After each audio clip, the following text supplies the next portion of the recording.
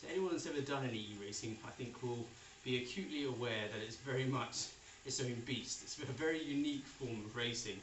I can't really think of many other contexts where you would sprint off the start line cold.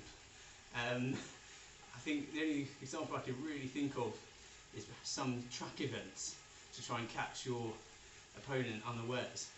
So it's very much quite a crazy form of racing, incredibly good fun, and for many athletes has a really kind of strong place in their season, their training plan, particularly off season. But as I say, it's a unique form of racing, and that requires a somewhat unique form of training. So for e-racing, you don't need a tremendous amount of endurance, generally speaking. They tend to be around 30 minutes to an hour long. In my personal opinion, anything longer than an hour, no, not interested.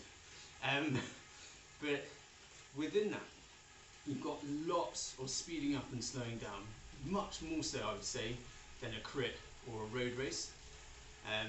Lots of ebbing and flowing, and things change very quickly. You have to really concentrate.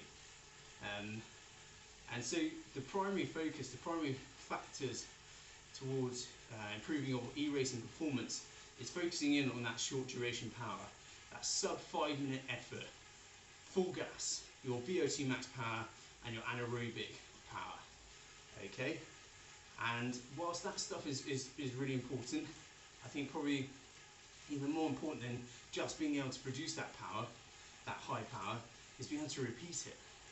And that's where the training comes in, and it's those horrible sessions, multiple repeats of sort of 2-3 minute efforts, just full gas. Okay? So yeah, lots of uncomfortable training ahead if you want to get better at e-racing.